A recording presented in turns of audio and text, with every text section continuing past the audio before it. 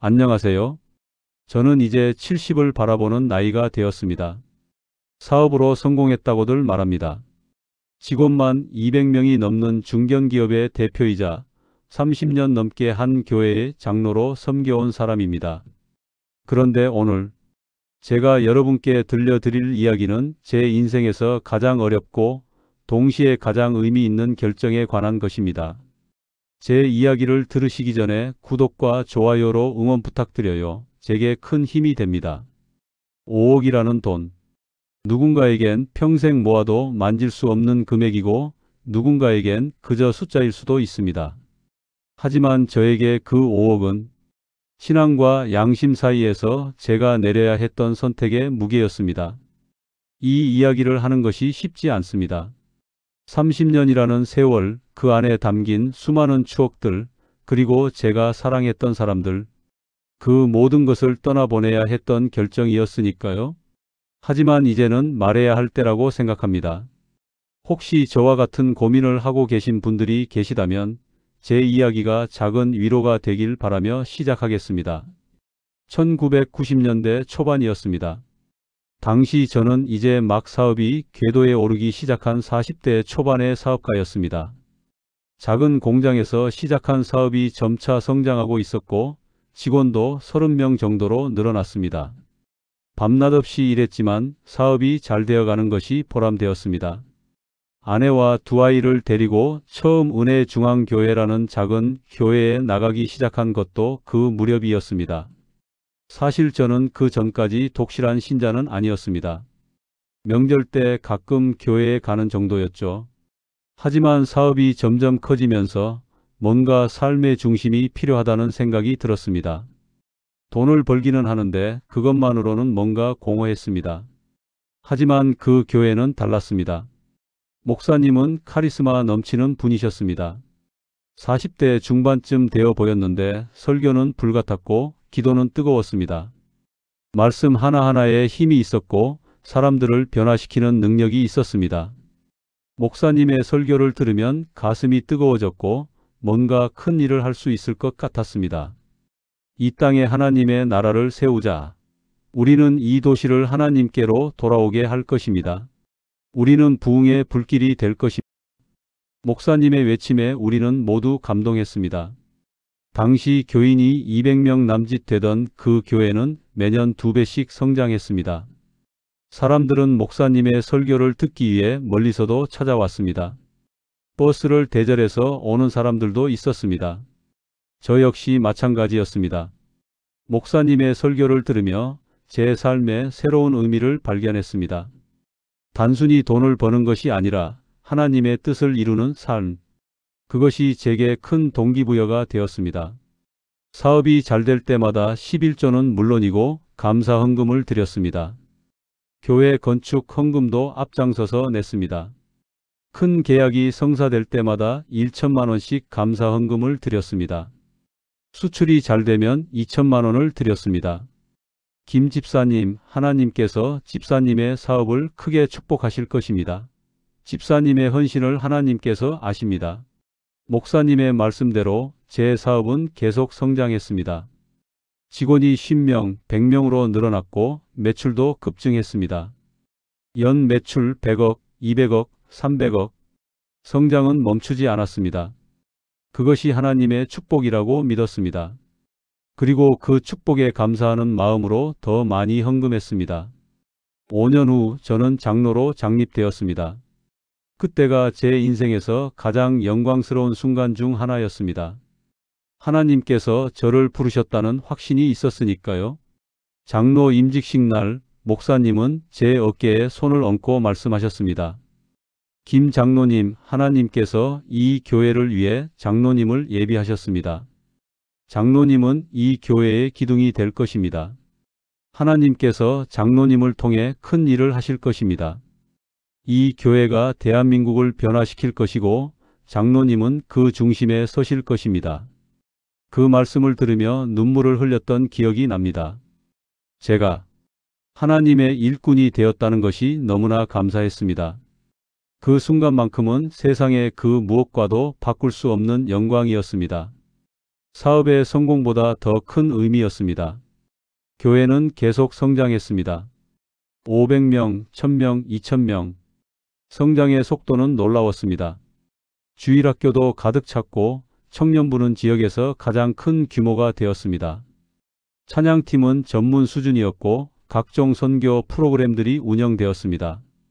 해외 선교사도 20명 넘게 파송했습니다. TV에도 우리 교회가 소개되었습니다. 2010년대 초반 우리는 3,000명이 모이는 대형 교회가 되었습니다. 신축 예배당을 지었고 그 아름다운 건물은 이 지역의 랜드마크가 되었습니다. 7층 건물의 지하주차장, 최첨단 음향시설, 1000명이 앉을 수 있는 대예배당, 500명 규모의 소예배당, 청년부 전용 공간, 어린이 도서관, 카페테리아, 헬스장, 수영장. 모든 것이 완벽했습니다. 건축비만 200억 원이 들었습니다. 저도 그 건축에 5억 원을 헌금했습니다. 당시 제게는 큰 돈이었지만 하나님께 드리는 것이니 아깝지 않았습니다. 저는 부장로가 되었고 교회의 주요 의사 결정에 참여하게 되었습니다. 교회 이사회의 핵심 멤버였고 각종 위원회의 위원장을 맡았습니다. 건축위원장, 재정위원장, 선교위원장. 제 손을 거치지 않는 일이 없었습니다. 사람들은 저를 보며 말했습니다. 김 장로님은 이 교회의 기둥입니다. 장로님 없이는 이 교회가 굴러가지 않습니다. 장로님이 바로 이 교회의 산 증인입니다. 그 말을 들으며 뿌듯했습니다. 제가 하나님의 일에 쓰임받고 있다는 확신이 있었으니까요. 제 인생의 의미를 찾은 것 같았습니다. 돈을 버는 것도 의미가 있었지만 그 돈으로 하나님의 나라를 세우는 것, 그것이 진짜 성공이라고 생각했습니다. 그런데 변화는 서서히 왔습니다. 처음엔 작은 것들이었습니다. 너무 작아서 문제라고 생각하지도 않았던 것들이었죠. 장로님, 목사님 차량이 좀 낡았는데 새 차를 준비하면 어떨까요? 그때 목사님이 타시던 차는 5년 된 그랜저였습니다. 충분히 괜찮은 차였지만 우리는 새 제네시스를 준비했습니다. 8천만 원짜리였습니다. 당회에서 만장일치로 결정되었습니다. 당회장님께서 하나님의 일을 하시는데 좋은 차를 타셔야죠. 위신도 있어야 하고요. 다른 대형교회 목사님들은 다 좋은 차를 타십니다. 당회장님 사모님께서 선교 사역으로 해외에 자주 나가시는데 1등석 티켓으로 준비하는 게 어떨까요? 사모님은 1년에 10번 정도 해외를 나가셨습니다. 주로 선교 대회나 여성 집회에 강사로 초청받아 가셨죠. 1등석과 이코노미의 가격 차이는 한 번에 500만 원 정도였습니다. 1년이면 5천만 원이었죠.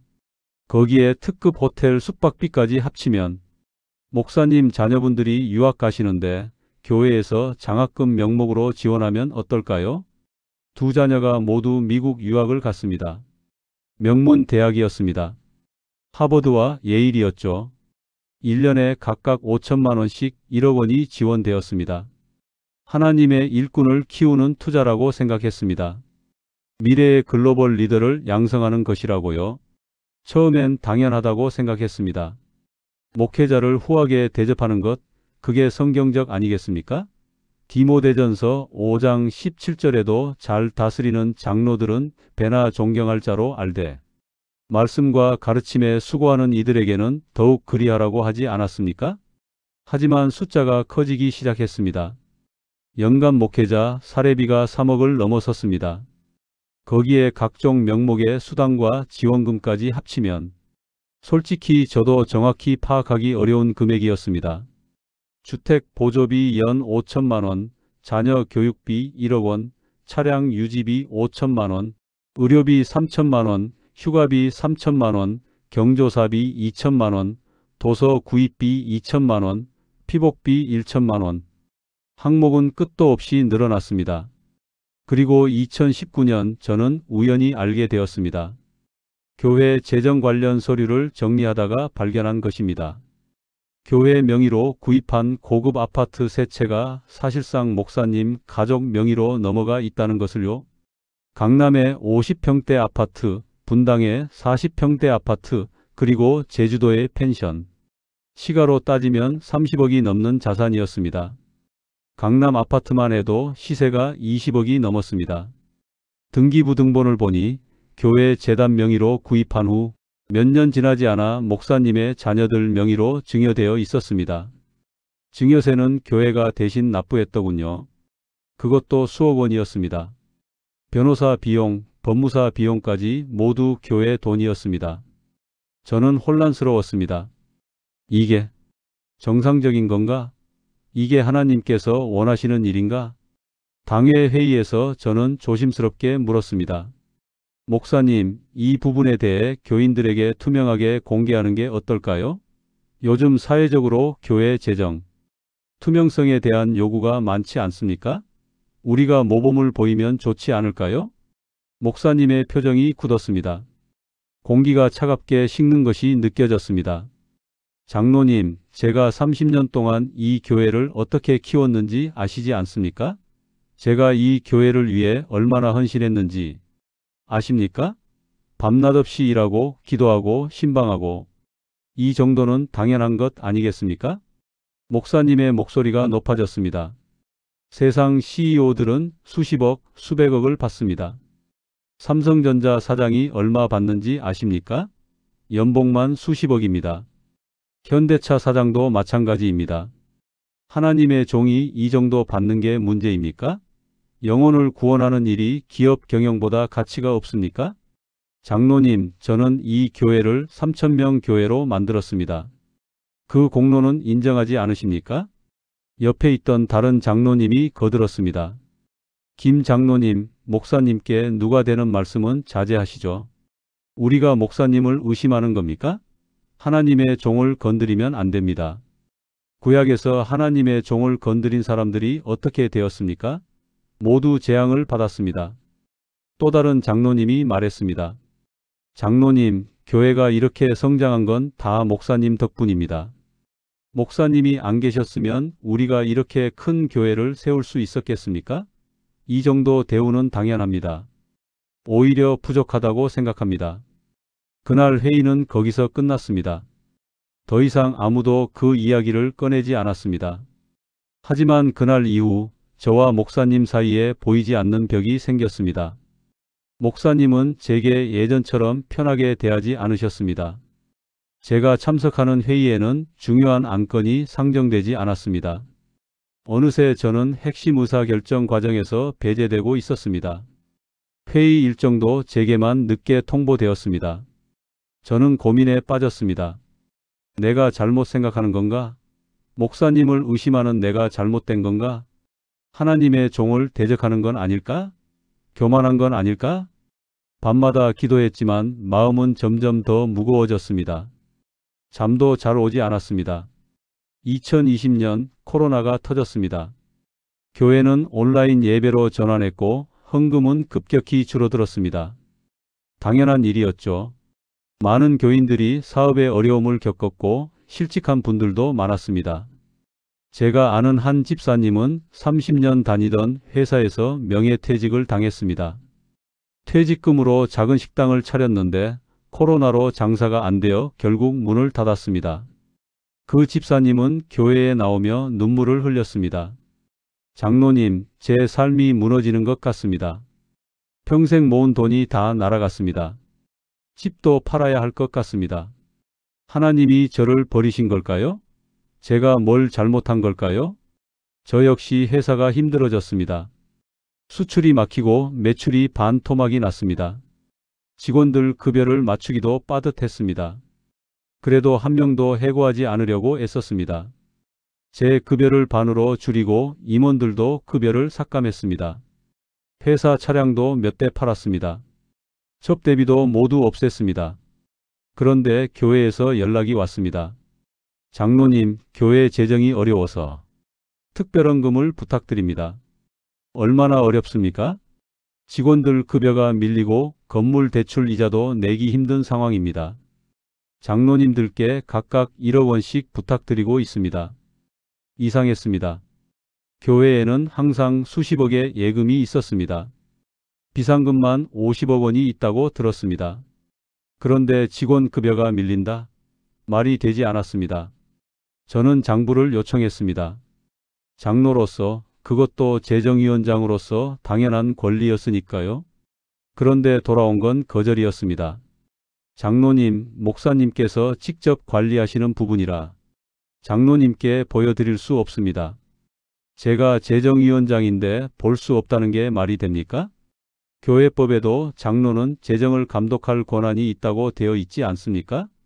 죄송합니다만 목사님의 지시입니다.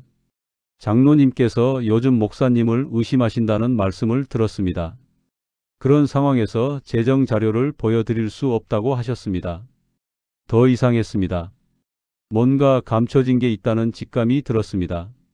제 경영자로서의 직감이 경고하고 있었습니다. 그래서 저는 몰래 조사를 시작했습니다. 교회 등기부등본, 재단 재무제표, 각종 계약서들을요. 제가 아는 회계사에게 부탁해서 자료를 분석했습니다. 변호사 친구에게도 법률 자문을 구했습니다. 비용도 제가 모두 부담했습니다. 알아낸 진실은 충격적이었습니다. 교회 연간 예산 50억 원 중 명확하게 사용처가 기재된 건 30억 뿐이었습니다. 나머지 20억은 선교비, 긴급구제비, 특별사업비 같은 애매한 항목으로 처리되어 있었고 그 돈이 어디로 갔는지 추적이 불가능했습니다. 더 깊이 파고들자 더 충격적인 사실들이 드러났습니다. 목사님 가족이 운영하는 출판사로 매년 수억 원의 교재 구입비가 지출되고 있었습니다. 시중가보다 2배 비싼 가격으로 구입하고 있었죠. 예를 들어 시중에서 5천 원에 팔리는 교재를 1만 원에 구입하고 있었습니다. 연간 3억 원이 지출되고 있었습니다. 목사님 아들이 운영하는 IT 회사의 교회 전산 시스템 관리비로 연간 4억이 지불되고 있었습니다. 전문가에게 물어보니 적정 금액은 5천만 원 정도라고 했습니다. 8배나 많이 지불하고 있었던 것입니다. 목사님 사위가 운영하는 건설회사가 교회의 모든 수리 공사를 독점하고 있었습니다. 견적도 한 곳에서만 받고 경쟁 입찰도 없었습니다. 화장실 수리비로 3천만 원, 페인트 칠에 5천만 원, 에어컨 교체에 1억 원. 터무니없는 금액이었습니다. 목사님 딸이 운영하는 꽃집이 교회의 모든 꽃 장식을 담당하고 있었습니다. 연간 1억 원이 지출되고 있었습니다. 장례식장 꽃보다 비쌌습니다. 목사님 조카가 운영하는 청소 용역 회사가 교회 청소를 담당하고 있었습니다. 시세보다 2배 비싼 가격이었습니다. 그야말로 가족 기업이었습니다. 교회가 목사님 일가의 ATM이 되어 있었습니다. 한 해에 목사님 가족에게 흘러들어간 돈이 최소 15억은 될 것 같았습니다. 그리고 가장 충격적인 건 코로나로 교인들이 힘들어하던 그 시기에도 목사님 사례비는 단 한 푼도 줄지 않았다는 것입니다. 오히려 코로나 특별수당이라는 명목으로 5천만 원이 추가 지급되었습니다. 온라인 예배 준비로 수고했다는 이유였습니다. 하지만 온라인 예배는 교회 직원들이 준비했습니다. 목사님은 그저 설교만 하셨을 뿐입니다. 반면 교회 직원들의 급여는 20% 삭감되었습니다. 청소 아주머니들은 해고되었습니다. 주차 관리하시던 집사님도 자르셨습니다. 30년을 일하신 분이었는데 저는 밤잠을 이룰 수 없었습니다. 하나님, 이게 맞습니까? 제가 30년 동안 섬긴 교회가 이런 곳이었습니까? 제가 바친 수십억의 헌금이 이렇게 쓰인 겁니까? 제가 헌금한 5억 원도 이런 식으로 쓰인 겁니까? 밤마다 기도했지만 하늘은 침묵했습니다. 아니, 정확히 말하면 제 양심이 계속 말하고 있었습니다. 이건 잘못되었다. 바로 잡아야 한다. 침묵하면 공범이 된다. 내가 아는데 말하지 않으면 너도 책임이 있다. 2022년 가을이었습니다. 코로나가 조금 잠잠해지고 교회도 대면 예배를 재개했습니다. 출석 인원은 예전에 70% 수준으로 회복되었습니다. 헌금도 조금씩 늘어나기 시작했습니다. 그때 목사님이 저를 따로 부르셨습니다. 고급 레스토랑에서의 만남이었습니다. 일식집이었는데 코스 요리 한 끼에 30만 원이 넘는 곳이었습니다. 예약도 한 달 전에 해야 하는 유명한 곳이었죠. 미슐랭 스타를 받은 곳이었습니다. 장로님, 그동안 여러 가지로 신경 쓰이게 해서 죄송합니다. 목사님은 상냥한 미소를 지으셨습니다. 마치 아무 일도 없었던 것처럼, 마치 우리가 여전히 친한 동역자인 것처럼. 코로나로 다들 힘든 시기였죠. 하지만 이제 우리 교회는 새로운 도약을 해야 합니다. 위기를 기회로 만들어야 합니다. 하나님께서 우리에게 새로운 비전을 주셨습니다. 새로운 도약이요? 교회가 새로운 비전을 준비하고 있습니다. 제2예배당 건축이죠. 코로나 이후 성도들이 더 큰 공간을 원하고 있습니다. 사회적 거리두기를 위해서도 필요합니다. 장로님의 도움이 필요합니다. 장로님 같은 분이 앞장서 주셔야 합니다. 제2예배당이요? 지금 예배당도 여유 있는데요. 코로나 이후 출석 인원도 줄었고 지금 예배당도 30%는 비어 있지 않습니까? 아닙니다, 장로님. 이건 신앙의 문제입니다. 보이는 것을 보고 판단하면 안 됩니다. 우리가 믿음으로 건축하면 하나님께서 사람들을 보내실 것입니다. 우리는 더 크게 성장해야 합니다. 1만 명 교회를 목표로 하고 있습니다. 이 지역의 영적 중심이 되어야 합니다. 아니, 대한민국의 대표 교회가 되어야 합니다. 세계적인 교회가 되어야 합니다. 목사님의 눈빛에는 열정이 타오르고 있었습니다. 하지만 저에게는 그것이 욕망으로 보였습니다. 하나님을 위한 열정이 아니라 자신의 명예를 위한 욕망. 건축 규모는 어느 정도입니까? 2,000석 규모의 예배당과 다목적 홀, 그리고 교육관입니다. 체육관도 만들 계획입니다. 지역 주민들에게도 개방할 겁니다. 총 건축비는 400억 원 정도로 예상됩니다. 이미 건축 설계도 완성되었고 건설회사도 선정했습니다. 400억. 천문학적인 숫자였습니다. 코로나로 교인들이 힘들어하는데 그런 건축이 필요한가? 그 돈으로 얼마나 많은 사람들을 도울 수 있을까? 그리고 목사님은 고급스러운 봉투를 하나 꺼내셨습니다. 금박으로 장식된 봉투였습니다. 이건 건축위원회 명단입니다. 장로님을 총괄위원장으로 모시고 싶습니다. 그리고 장로님께 5억 원의 특별헌금을 부탁드립니다. 건축의 첫 삽을 뜨는 의미로요. 장로님이 먼저 하시면 다른 분들도 따라올 것입니다. 5억. 그 순간 모든 게 명확해졌습니다. 퍼즐이 맞춰지는 순간이었습니다. 5억이면 개인에겐 정말 큰 금액입니다. 건축 예산의 1% 이상이네요. 장로님께서 먼저 모범을 보이시면 다른 장로님들도 따라올 것입니다. 최소 10명의 장로님이 5억씩 내주시면 50억입니다. 그럼 건축비의 12%는 확보되는 거죠. 장로님은 이 교회에서 가장 존경받는 분이시니까요. 장로님이 먼저 하시면 다들 따라올 겁니다. 장로님의 영향력을 제가 잘 압니다. 장로님은 리더십이 있으십니다. 이건 헌금이 아니었습니다. 이건 제 입을 막고 저를 그들의 편으로 만들기 위한 대가였습니다. 5억을 내면 저는 건축위원장이 되고 제가 조사했던 모든 의혹들은 묻히는 것이었습니다. 그리고 저는 다시 교회의 중심이 되는 것이었습니다. 권력과 명예를 되찾는 것이었습니다. 30년의 투자를 지키는 것이었습니다. 목사님, 저는 잠시 침묵했습니다. 머릿속이 복잡했습니다. 5억. 제게도 작은 돈이 아니었습니다. 하지만 낼 수는 있었습니다. 목사님, 저는 교회 재정이 투명하게 공개되어야 한다고 생각합니다. 건축을 하기 전에 그게 먼저입니다. 지난 10년간의 재정을 투명하게 공개하고 외부 회계 감사를 받아야 합니다. 그게 먼저 아닐까요? 목사님의 얼굴이 차갑게 굳었습니다.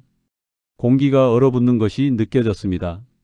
장로님, 30년 동안 함께한 동역자를 믿지 못하신단 말입니까? 지금 저를 의심하시는 겁니까? 교회를 분열시키려는 겁니까? 저를 모욕하시는 겁니까? 의심이 아닙니다. 원칙의 문제입니다. 하나님의 돈을 다루는 일인데 투명해야 하지 않겠습니까? 교인들이 피땀 흘려번 돈입니다.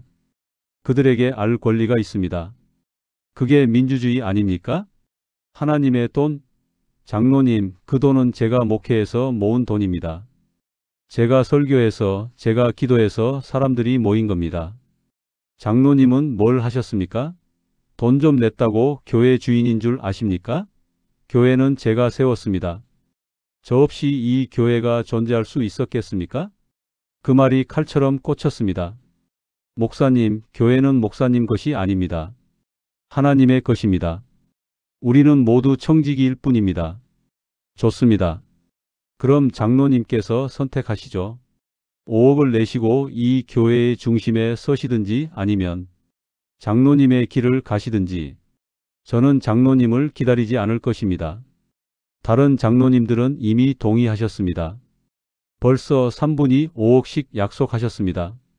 말을 끝내지 않으셨지만 의미는 명확했습니다. 협력하든지 떠나든지 편이 되든지 적이 되든지 식사는 거기서 끝났습니다. 저는 음식을 거의 먹지 못했습니다. 목에 음식이 넘어가지 않았습니다. 5억. 그 숫자가 머릿속에서 맴돌았습니다. 저는 5억을 내지 않았습니다. 대신 저는 당회에 정식으로 교회 재정 투명성 강화 안건을 제출했습니다. 모든 재정 내역을 교인들에게 공개하고 외부 회계 감사를 받자는 내용이었습니다. 그리고 건축은 재정 투명성이 확보된 후에 논의하자는 내용도 포함했습니다. 문서로 작성하여 각 당회원들에게 사전에 발송했습니다. 법적으로 문제없도록 변호사의 검토도 받았습니다. 그날 당회 회의는 제 인생에서 가장 고통스러운 시간이었습니다. 15명의 장로 중 저를 지지한 사람은 단 2명뿐이었습니다. 김 장로님, 교회를 분란에 빠뜨리시려는 겁니까? 이건 마귀의 역사입니다. 사탄이 장로님을 통해 교회를 무너뜨리려는 겁니다. 목사님을 음해하는 것입니까? 하나님의 종을 건드리면 안 됩니다. 우사와 아이오가 어떻게 되었습니까? 30년 동안 뭘 보고 이제 와서 이런 말씀을 하십니까? 목사님이 얼마나 헌신하셨는데요. 이 큰 교회를 세우신 분인데요. 5억이 아까우신 겁니까? 사업이 어려우시면 솔직히 말씀하시죠. 그럼 우리가 이해합니다. 금액을 줄여드릴 수도 있습니다. 그 말이 가장 아팠습니다. 제가 돈이 아까워서 이러는 게 아니었습니다. 진실 때문이었습니다. 하지만 아무도 이해하지 못했습니다. 장로님, 목사님께 죄송하다고 하시고 5억을 내십시오. 그럼 다 끝나는 일입니다. 왜 이렇게 힘들게 가십니까? 30년 우정을 이렇게 망치시려고요? 저는 혼자였습니다. 완전히 고립되었습니다. 15대 1의 싸움이었습니다. 더 고통스러운 건 그 다음부터였습니다. 다음 주 주일날 목사님은 설교 중에 이렇게 말씀하셨습니다.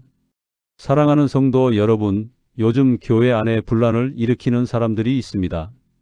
돈을 아끼는 자들입니다. 하나님의 일보다 자기 주머니를 더 사랑하는 자들입니다.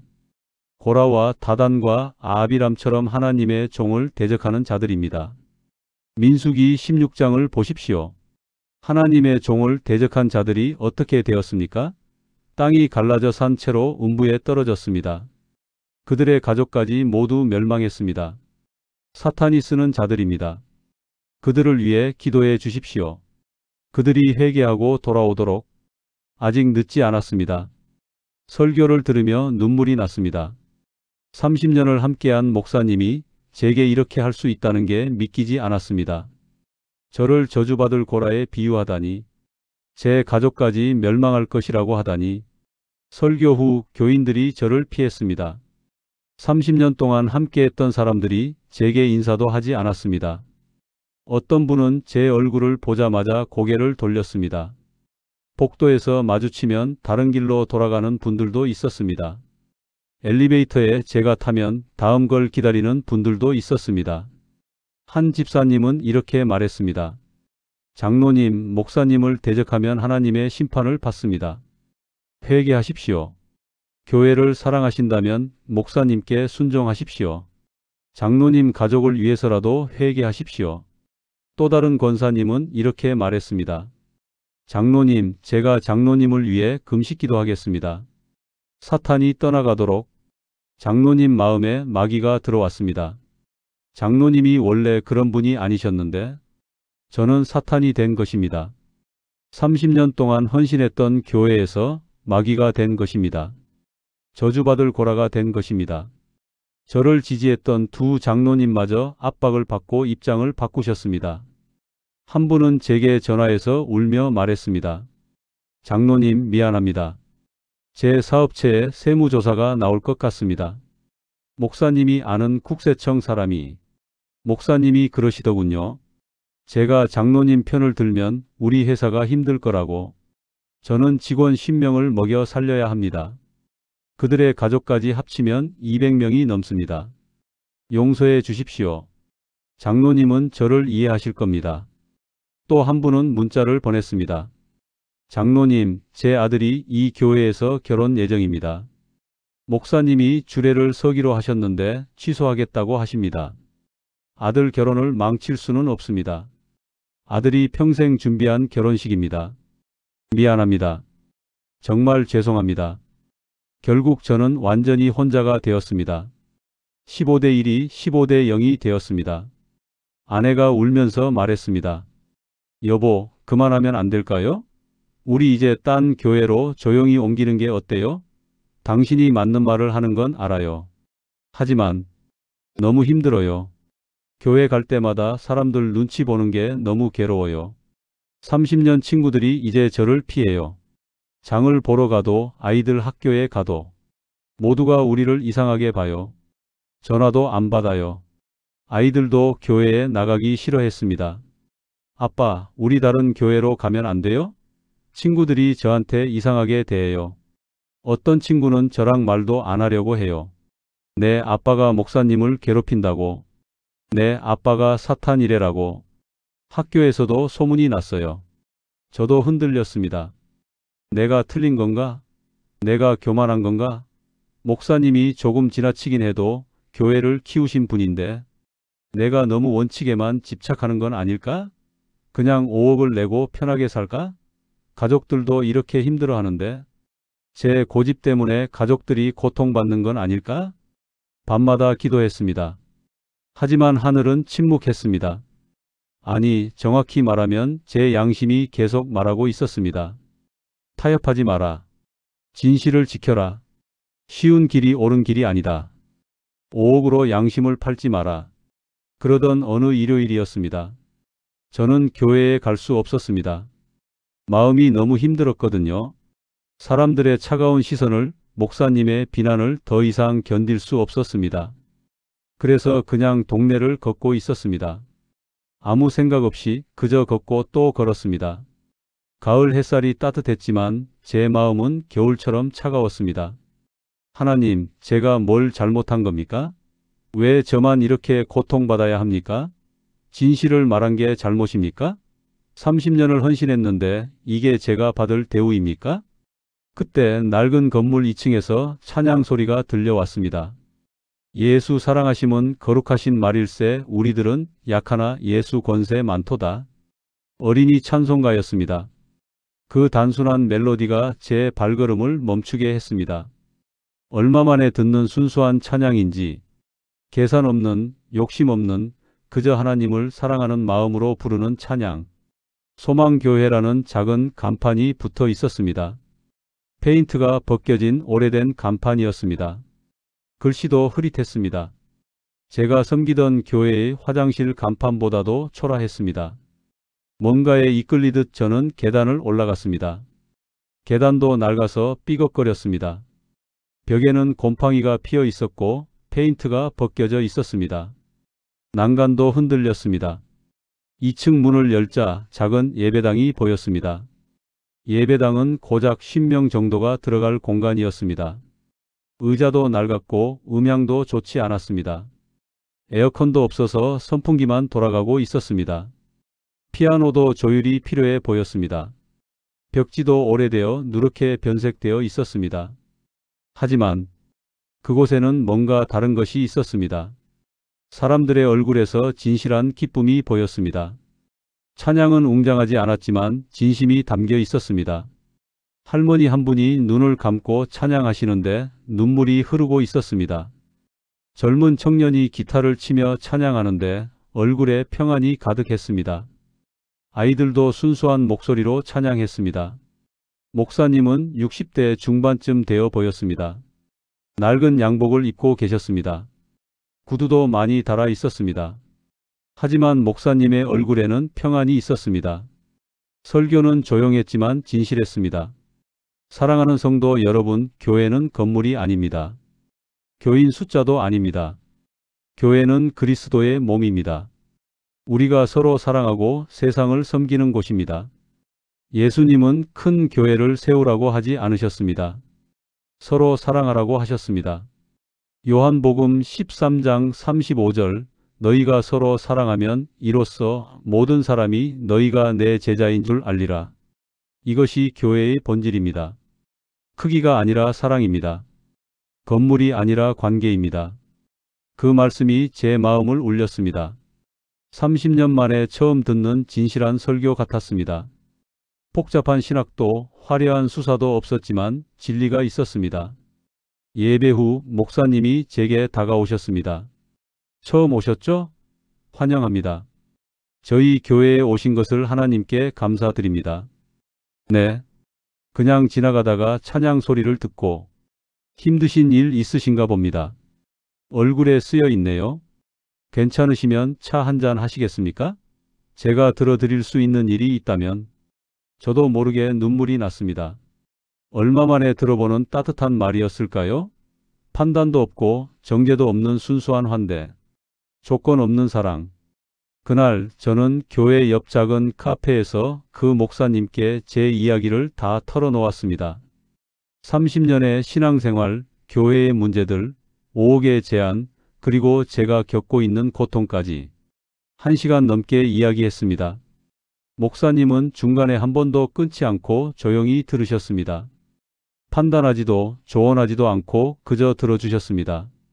공감해 주셨습니다. 이야기를 다 마치자 목사님은 조용히 말씀하셨습니다. 장로님은 틀리지 않았습니다. 장로님은 옳은 일을 하고 계십니다. 하지만 싸울 곳을 잘못 선택하신 것 같습니다. 무슨 말씀이신지. 썩은 조직은 안에서 바뀌지 않습니다. 이미 시스템이 되어버렸으니까요. 거기엔 기득권이 있고 그 기득권을 지키려는 사람들이 있습니다. 그들은 변화를 원하지 않습니다. 변화는 그들의 이익을 위협하니까요. 그곳에서 장로님은 이길 수 없습니다. 아니, 이긴다 해도 그 과정에서 장로님의 영혼이 상처받을 겁니다. 미움과 분노로 가득 차게 될 겁니다. 그럼 어떻게 해야 합니까? 그냥 포기해야 합니까? 30년을 버려야 합니까? 포기가 아닙니다. 새로운 시작입니다. 처음부터 다시요. 작지만 진실한 곳에서요. 빛은 어둠을 이길 수 없습니다. 하지만 빛은 새로운 곳을 비출 수 있습니다. 새로운 곳에서 빛이 되십시오. 하지만 30년이라는 세월을, 제가 바친 모든 것을, 5억 원을 포함해서 제가 헌금한 수십억이, 장로님 30년을 더 그곳에 계시면 양심이 편하시겠습니까? 거짓과 타협하며 사시겠습니까? 아니면 영혼의 자유를 선택하시겠습니까? 5억으로 평안을 살 수 있습니까? 아니면 양심을 파시겠습니까? 그 말씀이 제 마음을 꿰뚫었습니다. 장로님, 제 교회는 작습니다. 낡았고 가난합니다. 화려한 프로그램도 없고 멋진 찬양팀도 없습니다. 에어컨도 없습니다. 여름엔 덥고 겨울엔 춥습니다. 하지만 여기엔 진실이 있습니다. 서로 사랑하는 마음이 있습니다. 교회의 본질이 있습니다. 장로님이 원하신다면 우리 교회에서 그냥 평범한 교인으로 시작하시는 건 어떨까요? 직함도 없이 그저 예수님을 따르는 한 사람으로요. 권력도 명예도 직함도 없이 그저 한 사람의 제자로요. 그 제안이 제게는 구원처럼 느껴졌습니다. 30년 만에 처음 느끼는 자유, 짐을 내려놓는 느낌. 저는 일주일 동안 고민했습니다. 30년을 투자한 교회를 떠난다. 제가 장로 장립을 받은 곳을, 제 아이들이 자란 곳을, 제 인생의 절반을 함께한 곳을, 수십억을 헌금한 곳을, 그리고 5억이라는 돈. 사실 저는 그 돈을 낼 수 있었습니다. 회사가 다시 회복되면서 여유가 생겼거든요. 5억. 큰 돈이긴 하지만 저에게 불가능한 금액은 아니었습니다. 회사 연 매출이 500억이 넘었으니까요. 그 돈을 내면 모든 게 편해질 것 같았습니다. 목사님과의 관계도 회복되고 교인들도 다시 저를 반겨줄 것이고 30년 동안 쌓은 명예와 지위도 지킬 수 있을 것 같았습니다. 심지어 제2예배당의 총괄위원장이라는 더 큰 직함까지 얻을 수 있었습니다. 가족들도 편해질 것이고 아이들도 친구들을 잃지 않을 것이고 제 사업에도 도움이 될 것이고 그냥 5억을 내고 편하게 살까? 어차피 저 정도 돈은 낼 수 있잖아. 왜 이렇게 고생하면서 원칙을 고집해? 가족들도 힘들어하는데 제 고집 때문에 가족들이 고통받는 건 아닐까? 사업에도 악영향이 있을 수 있어. 교회 교인 중에 거래처도 많은데 그 유혹이 얼마나 강했는지 모릅니다. 밤마다 그 생각에 시달렸습니다. 어느 날 밤 저는 무릎 꿇고 기도했습니다. 하나님, 제가 뭘 해야 합니까? 5억을 내고 편하게 살아야 합니까? 아니면 이 고통의 길을 계속 가야 합니까? 제게 답을 주십시오. 정말 모르겠습니다. 제게 명확한 답을 주십시오. 징조를 주십시오. 그때 성경 말씀이 떠올랐습니다. 너희는 세상의 소금이니 소금이 만일 그 맛을 잃으면 무엇으로 짜게 하리요 후에는 아무 쓸데없어 다만 밖에 버려져 사람에게 밟힐 뿐이니라. 마태복음 5장 13절. 그리고 또 다른 말씀. 사람이 만일 온 천하를 얻고도 제 목숨을 잃으면 무엇이 유익하리요? 마가복음 8장 36절. 그 순간 저는 깨달았습니다. 5억으로 살 수 있는 건 편안함이지 진실이 아니라는 것을요. 5억으로 살 수 있는 건 명예지 양심이 아니라는 것을요. 5억으로 살 수 있는 건 직함이지 자유가 아니라는 것을요. 5억으로 살 수 있는 건 세상의 인정이지 하나님 앞에서의 떳떳함이 아니라는 것을요. 5억으로 살 수 있는 건 30년의 투자를 지키는 것이지 제 영혼을 지키는 것이 아니라는 것을요. 다음 날 저는 은혜중앙교회에 사직서를 제출했습니다. 저는 더 이상 이 교회의 장로로 섬길 수 없습니다. 30년 동안 함께해 주셔서 감사합니다. 하지만 저는 제 양심을 따르기로 결정했습니다. 교회의 축복을 빕니다. 짧은 사직서였습니다. 더 이상 설명이 필요 없었습니다. 어차피 이해하지 못할 사람들에게 설명해 봐야 소용없었습니다. 그리고 그 작은 소망교회로 갔습니다. 지금 저는 소망교회에서 평범한 교인으로 섬기고 있습니다. 장로 직함도 없습니다. 그저 김 집사라고 불립니다. 처음엔 어색했습니다. 30년 동안 장로님으로 불리다가 이제는 그냥 집사님이 되었으니까요. 때로는 그냥 김 형제님이라고 부르는 분들도 있습니다. 교회는 여전히 10명 남짓입니다. 건물도 낡았고 프로그램도 별로 없습니다. 찬양팀도 전문적이지 않고 음향도 가끔 삐걱거립니다. 피아노도 조율이 필요합니다. 여름엔 덥고 겨울엔 춥습니다. 화장실도 낡았습니다. 하지만 여기엔 진실이 있습니다. 매달 교회 재정이 투명하게 공개됩니다. 한 푼 한 푼 어디에 쓰였는지 모든 교인이 알 수 있습니다. 게시판에 붙어 있는 재정 보고서를 누구나 볼 수 있습니다. 영수증까지 첨부되어 있습니다. 목사님 사례비부터 화장지 구입비까지 모두 공개됩니다.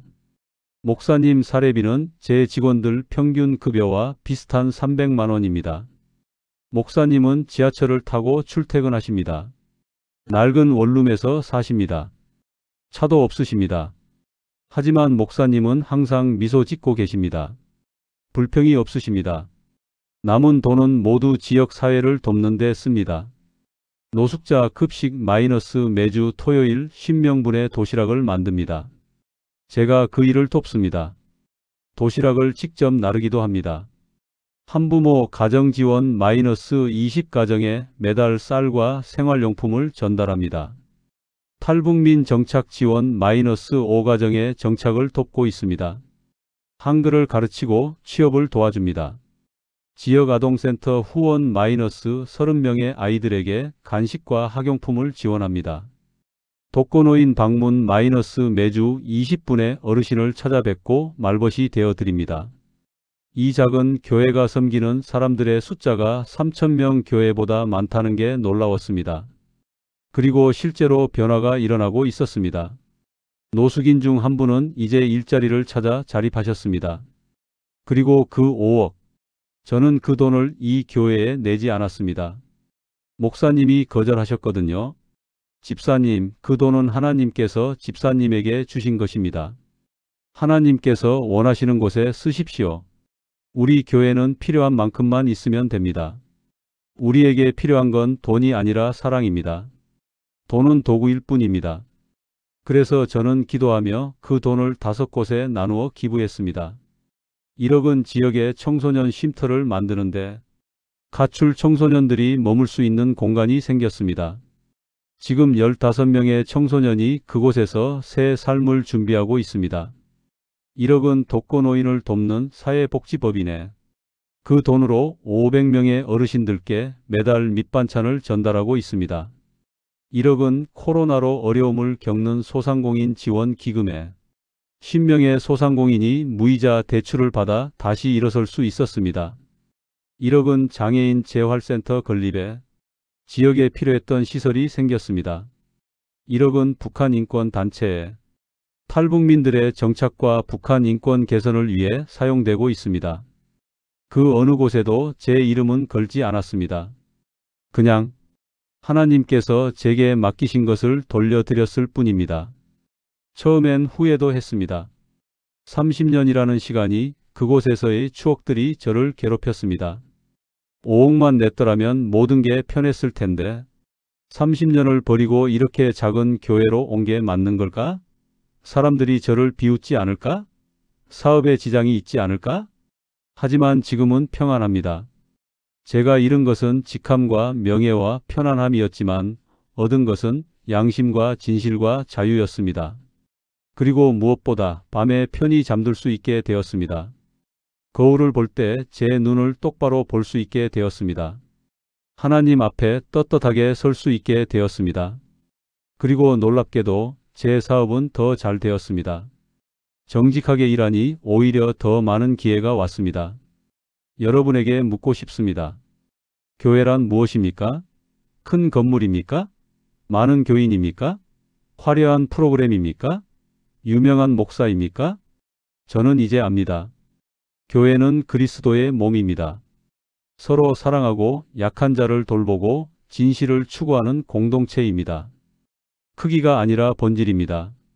오늘도 한국의 수많은 교회에서 성장과 부흥을 외칩니다. 하지만 묻고 싶습니다. 무엇이 잘하고 있습니까? 무엇이 부흥하고 있습니까? 저는 5억을 포기했습니다. 아니, 정확히 말하면 5억으로 살 수 있는 거짓된 평화를 포기했습니다. 대신 단 하나의 교회를 선택했습니다. 작지만 진실한 교회를요. 그리고 그 선택을 저는 한 번도 후회한 적이 없습니다. 5억이라는 돈보다 더 값진 것이 있습니다. 그것은 바로 깨끗한 양심입니다. 하나님 앞에 떳떳한 삶입니다. 진실된 신앙입니다. 자유로운 영혼입니다. 여러분도 언젠가 선택의 순간이 올 것입니다. 편안함과 진실 사이에서, 명예와 양심 사이에서, 세상과 하나님 사이에서 그때 무엇을 선택하시겠습니까? 저는 이미 선택했습니다. 그리고 그 선택이 제 인생 최고의 결정이었다고 지금 확신합니다. 여러분이라면 같은 상황에서 어떤 선택을 하셨을까요? 주님은 우리에게 무엇을 원하실까요? 댓글로 여러분의 이야기를 들려주세요. 하나님께서 여러분의 삶 가운데 언제나 빛과 소망이 되어 주시길 기도합니다.